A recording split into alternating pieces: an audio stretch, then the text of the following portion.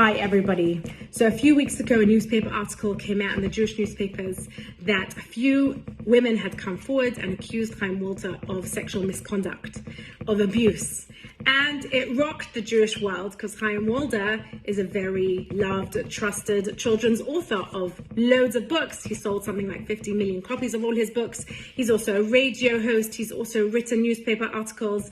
And he also counsels and therapizes children and young adults. And we're like, how could it be? No, it's probably not true. We didn't know. And then once these victims were brave enough to come forward, more victims came forward and more victims came forward.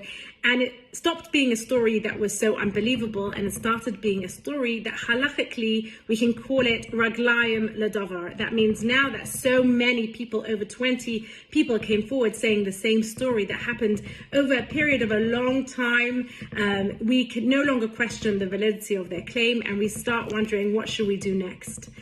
And many people I know have a stack of books like I do of Kids Speak in their house. And the question now becomes, what should we do with his books?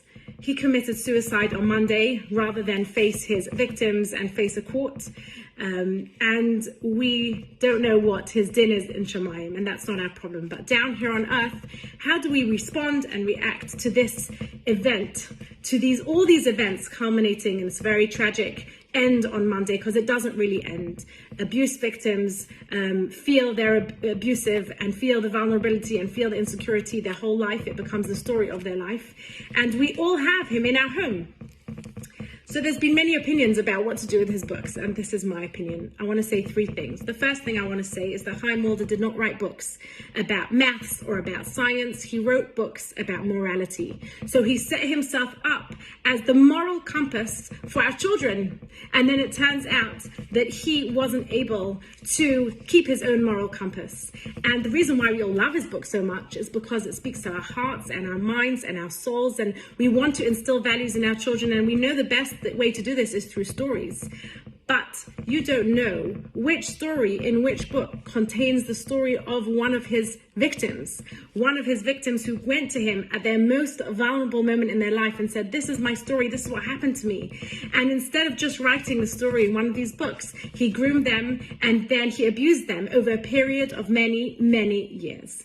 So in these books are actually stories of victims who are too embarrassed and humiliated by what happened to them to even come forward and tell you. You know that in Kids Speak 10 or Kids Speak 8, I'm the Yael, I'm the Rivka, I'm the Leah that he's speaking about. He then went on to abuse me. So they're not going to come forward, but we know for sure that they're in these books. So the first thing I have to say is that Chaim Walder's books are not like any kind of book. They're books about morality. And if we know him to be the sexual predator that he is, we now can no longer set him up as a moral compass. And the second thing I want to say is for those parents who say, listen, my kids are much too young, they don't know who Chaim Walder is. I want to tell you, in 5, 10 or 15 years time, they will be old enough to Google Chaim Walder's name, and they will find out all the things that victims have come forward and said about him, and they will turn around to you and they'll say, Mommy, did you know that Chaim Walder was a sexual predator? And you'll say, yes, I knew. And then they'll say to you, but why did you read me his books? And you'll say, well, it's a bit of a gray area. And we suddenly set ourselves up for failure because we're telling our children that abuse is a gray area. There is no gray area. There is a zero tolerance policy for anybody who takes vulnerable people, especially our children, and abuses them in the most horrific way against all Torah, against all halachot. This is the definition of what a Chilul Hashem is. Somebody who pretends to be here for Hashem's sake and then is there only for their own ego and their own sake. And the third thing I want to say is that when we say we want to hear the stories of the victims, we want the victims to feel safe enough to come forward, we have to also be okay with listening to what they think, how they think that we should then move forward. So this story has actually triggered for many victims, many survivors of sexual abuse have come forward and say, wow, this story of Chaim Walder, he didn't abuse me, but somebody else did.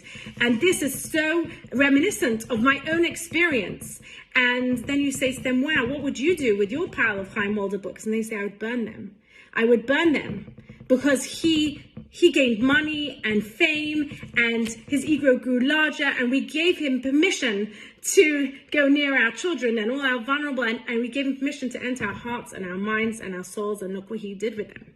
And that we are all victims, not only the people who he abused, but also his wife and his own children, and every single person who has books of his in our home. We were also tricked by him and fooled by him, and we are also, in the end, the victims of this. And therefore, what I have to say to you is, even though he decided to leave this world, and we are all left with just questions and confusion, and the survivors are left with no closure and no way to confront their abuser, we have all his books here, and what we can say to the victims, we can say, you know what? We as a community, we don't stand for this. We don't allow this to happen. And when we find out that it happens, we kill the bad within the community. We get rid of it.